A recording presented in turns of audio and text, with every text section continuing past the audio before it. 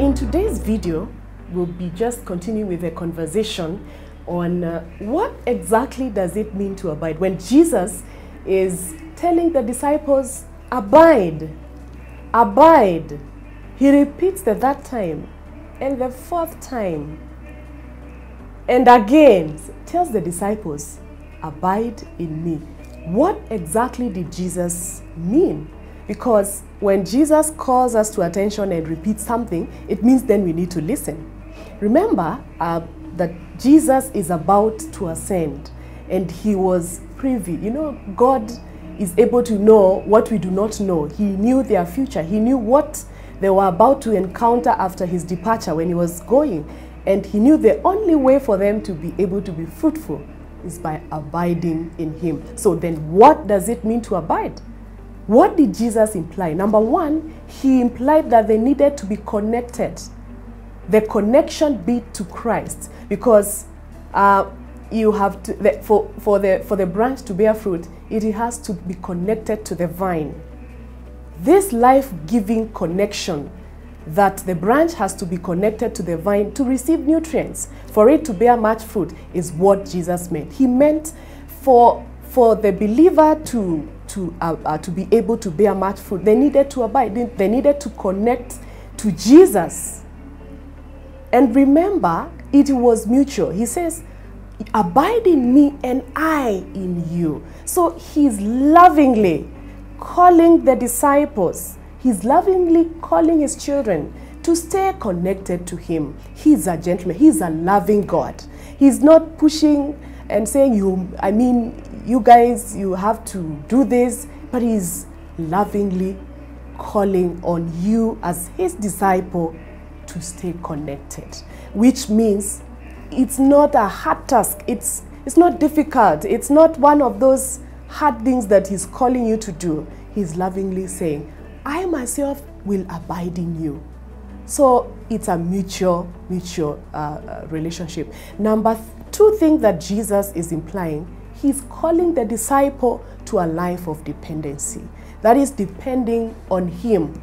Now, connection is mutual in verse 4 of John chapter 15. But when you come to dependency, the branch is dependent on the vine, not the vice versa. So Jesus is calling the disciple, the believer, to totally depend on him, because he knows the end from the beginning. He has an account. He knows what you need for you to bear much fruit. So he's calling the believer to a life of total, absolute dependence on him. On every matter, on every aspect of your life, abide by being totally dependent on him. Are there issues in life that you're feeling, I think I need help? Jesus is not calling you to depend on him on one aspect. He's actually calling you to absolute, total dependence on him as your God. And by doing that, then you're assured of bearing much fruit, because the idea here was about bearing much fruit. And the only way to be able to bear much fruit is to totally depend on God on every aspect of your life. It doesn't matter how much skill that you have in whatever area. It doesn't matter how much grace that you feel you've been given. The only way to excel and to thrive and to bear much fruit is to totally put your dependence on God. Are there areas that you feel that you've gone away from depending on God? It's possible. It's the human nature to move away from depending on God. Jesus is calling you back to total, absolute dependence on him. Now, the third thing that Jesus implied by calling the disciples to abide, he meant for them to have continuance of their faith. They needed to abide in him. They needed to totally look up to him, because for their faith to continue, the Greek word meno, which means abide, implies to stay. Stay there where Christ is, for you to continue in your faith, for your Christian life to grow, to thrive, for you to bear that much fruit that you're talking about, you have to totally abide and stay there. So if you have to, if your journey of faith has to be productive, and if you have to continue, for your continuity, you have to remain, to abide in Jesus. So those are the three things that Jesus meant when he said, abide in me.